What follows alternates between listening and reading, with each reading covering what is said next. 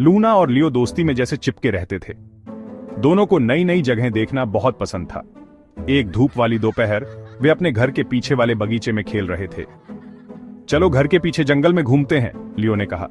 Luna खुशी से उछल पड़ी। हाँ चलो, वह चिल्लाई। बच्चे चुपके से जंगल में घुस गए। पत्तों के बीच धूप की किरणें नाच रही थीं।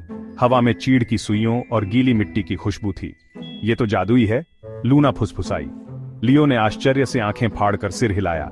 वे आगे और आगे बढ़ते गए। पेड़ ऊंचे और घने होते गए।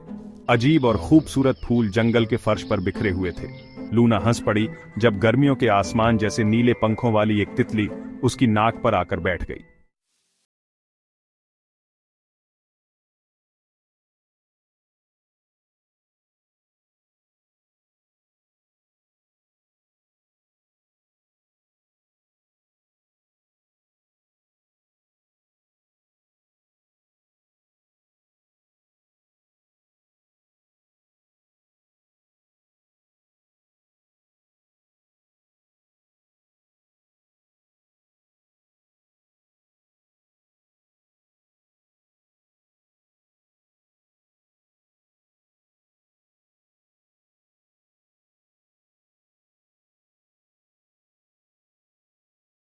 झुर्रियों वाला आदमी बैठा था जिसकी लंबी सफेद दाढ़ी थी।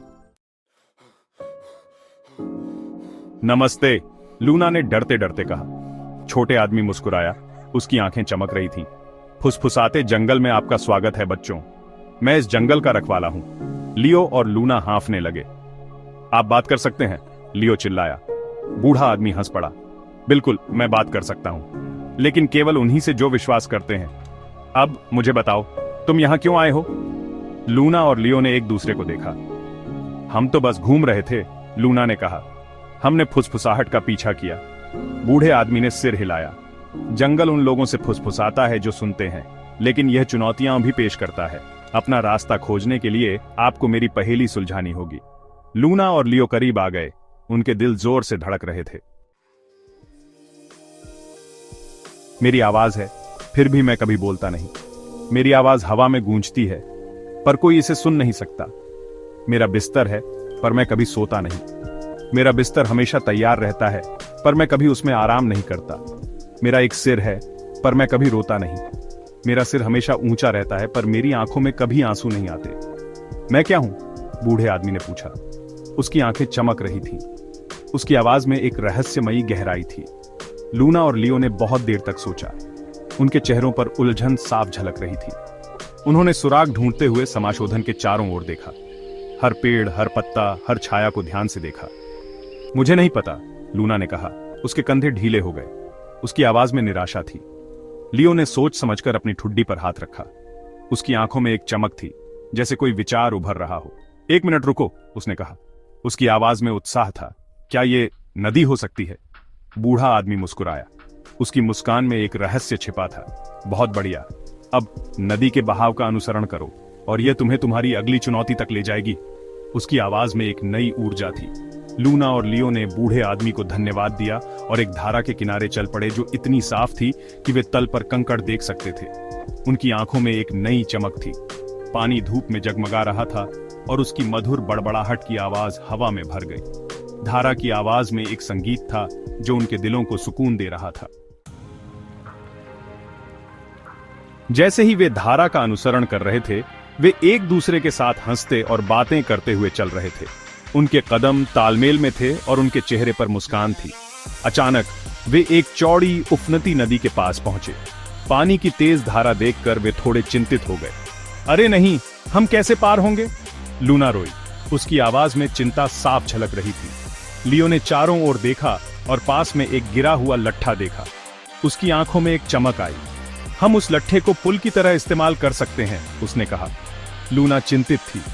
उसने लट्ठे को देखा और उसकी हालत पर संदेह किया। लेकिन यह बहुत फिसलन भरा लग रहा है, लूना ने कहा। उसकी आवाज में डर था। चिंता मत करो, हम ये साथ मिलकर कर सकते हैं, लियो ने कहा। उसने अपना हाथ बढ़ाया और लूना को आश्वासन दिया। मेरा हाथ पकड़ो और हम धीरे धीरे चलेंगे। लूना ने लियो का हाथ थाम लिया और दोनों ने एक साथ कदम बढ़ाया। लूना ने गहरी सांस ली और लियो का हाथ थाम लिया।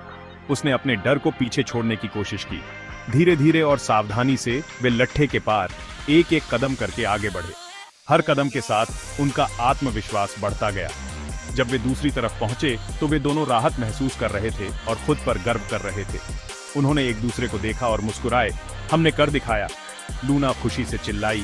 उसकी आंखें उत्साह से चमक रही थीं। लियो मुस्कुराया और उसकी खुशी में शामिल हुआ। देखो, मैंने कहा था ना कि अगर हम साथ मिलकर काम करेंगे तो हम कर सकते हैं, लियो ने कहा।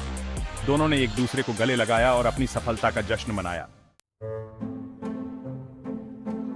भाग 6, जादुई जंगल का उपहार। उन्होंने अपनी यात्रा जारी रखी और जल्द ही सुंदर चमकते फूलों के एक मैदान में आ गए। फूल इंद्रधनुष के रंगों में झिलमिला रहे थे और चमक रहे थे। वाह, लूना ने सांस ली। उसकी आंखें आश्चर्य से चौड़ी हो गईं। वे बहुत सुंदर हैं। जैसे ही वे करीब आए, उन्होंने महसूस किया कि फूल संगीत बना रहे हैं। प्रत्येक फूल एक अलग स्वर के साथ गूंज रहा था, एक सुंदर राग बना रहा था जो हवा में भर गया था। लूना और लियो खुशी से हंसे, जादुई फूलों के बीच नाचते हुए। लूना ने एक फूल तोड़ा और वह उसके हाथ में झिलमिला उठा।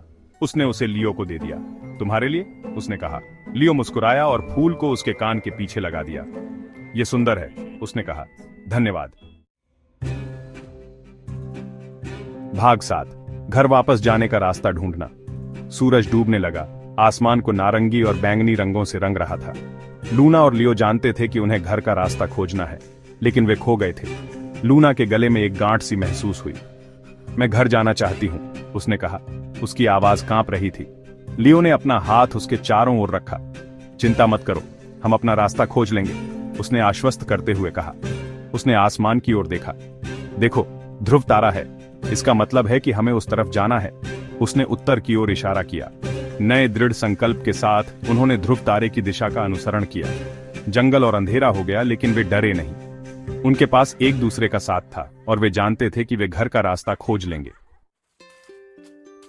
भाग 8, घर प्यारा घर। अंत में उन्होंने एक जाना पहचाना दृश्य देखा। जंगल का किनारा। वे पेड़ों से बाहर भागे और अपने घर के पीछे वाले बगीचे में आ गए। उनका घर उनके सामने खड़ा था, गर्मजोशी और निमंत्रण से भरा हुआ। लूना पिछले दरवाजे की ओर दौड़ी और उसे खोल दिया। माँ, पिताजी, हम घर आ गए हैं, उसने पुकारा। उनके माता पिता दरवाजे पर दौड़े आए। उनके चेहरे चिंता से भरे हुए थे।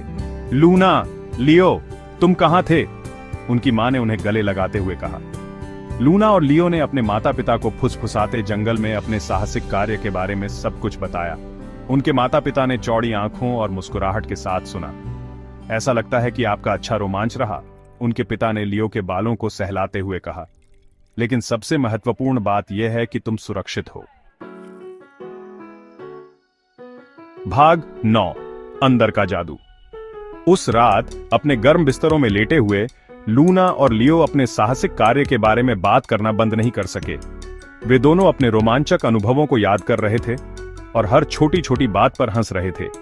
लूना ने कहा, क्या तुम्हें याद है जब हम उस जादुई झील के पास गए थे? फुसफुसाते जंगल जादुई था, लूना फुसफुसाई। वहां की हर चीज में एक अलग ही चमक थी, जैसे कि वे सब हमें कुछ कहना चाह रहे हों। यह वास्तव में था, लियो ने सहमति व्यक्त की। और वह चमकता हुआ फूल, वह तो जैसे किसी परी कथा से निकला हुआ था। उसने लूना द्वारा दिए गए चमकते फूल को निकाला। देखो, यह अब भी चमक रहा है, लियो ने कहा। यह हमें उस जादुई रात की याद दिलाता है। यह अंधेरे में हल्का सा झिलमिला रहा था। यह फूल हमें यह याद दिलाता है कि जादू हर जगह है, बस हमें उसे देखना आना चाहिए, लूना ने कहा। उन्होंने महसूस किया कि भले ही उनका रोमांच खत्म हो गया था, लेकिन उन्होंने जो जादू अनुभव किया था वह हमेशा उनके साथ रहेगा। हमने बहुत कुछ सीखा है, लूना ने कहा, और यह सब हमारे साथ रहेगा, चाहे हम कहीं भी जाएं। उन्होंने टीम वर्क का महत्व, समस्या समाधान की शक्ति और असंभव पर विश्वास करने की सुंदरता सीखी थी। हमने मिलकर हर मुश्किल का सामना किया, लियो ने कहा, और यही हमारी सबसे बड़ी ताकत है। और सबसे महत्वपूर्ण बात, उन्होंने यह खोज की थी कि चाहे कोई भी चुनौती आए, वे हमेशा एक दूसरे पर भरोसा कर सकते हैं। हम हमेशा एक दूसरे के साथ रहेंगे, लूना ने कहा, और यही सबसे बड़ा जादू है। उस दिन से लूना और लियो ने आश्चर्य और रोमांच की प्यास से भरे अपने दिलों के साथ दुनिया की खोज जारी रखी। हम हर दिन कुछ नया खोजेंगे, लियो ने कहा, और हर दिन एक नया रोमांच होगा, क्योंकि वे जानते थे कि दुनिया जादू से भरी है, उन लोगों द्वारा खोजे जाने की प्रतीक्षा कर रही है जो इसे खोजने की हिम्मत करते हैं। दुनिया में बहुत कुछ है जो हमें देखना है, लूना ने कहा, और हम हर पल का आनंद लेंगे।